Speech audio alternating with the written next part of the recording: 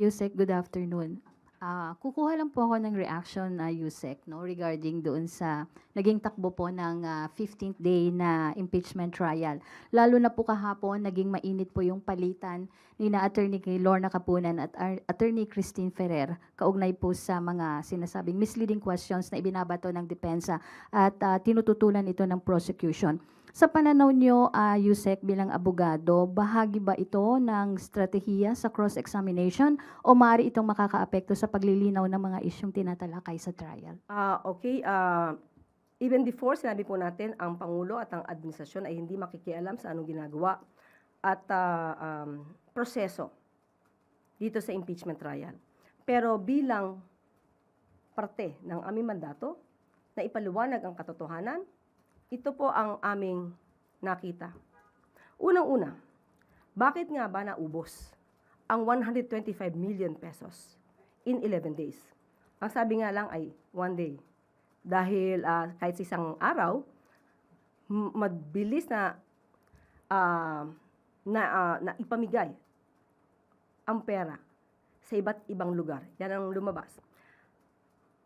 Ang pondo po kasi, kapag hindi naubos sa loob ng isang taon, ito ay bumabalik sa National Treasury. So, lumalabas, kailangan ubusin in 11 days para hindi na maibalik sa National Treasury.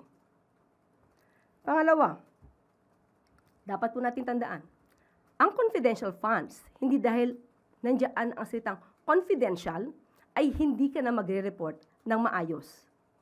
Kailangan ito ng mga resibo upang patunayan na talagang nagkaroon ng transaksyon, nagkaroon ng negosasyon, nagkaroon ng mga activities patungkol sa national security, peace, and order.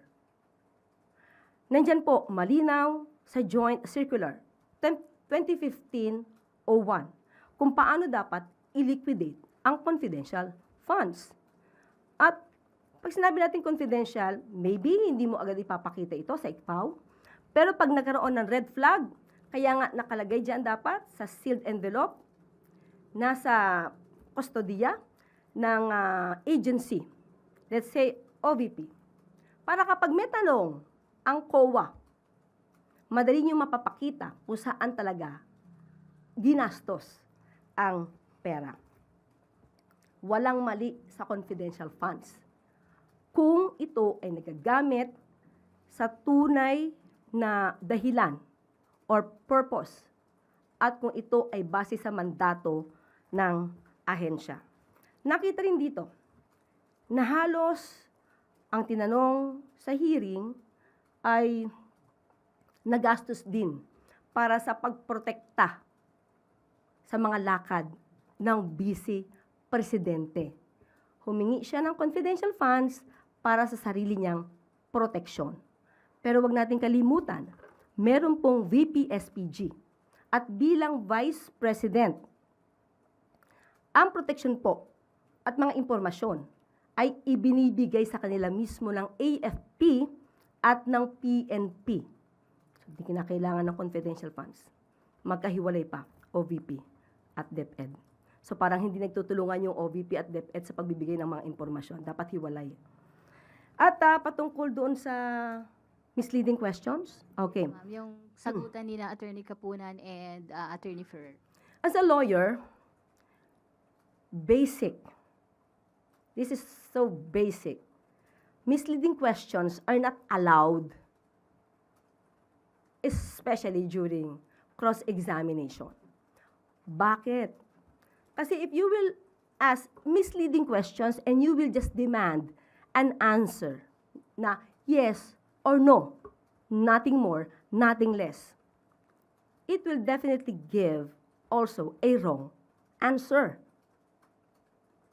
So hindi, sanay na nga tayo sa fake news, pati ba naman sa hearing, magkakaroon pa ng fake news. So hindi po allowed ang misleading questions.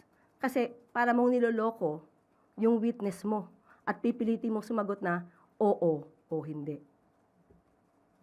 Ma'am, ibig sabihin ba, parte ito, naniniwala kayo, parte ng strategy nila? Yung ginagawa ng defense? Yung pagtatanong ng mga misleading questions? Ayoko mag-judge.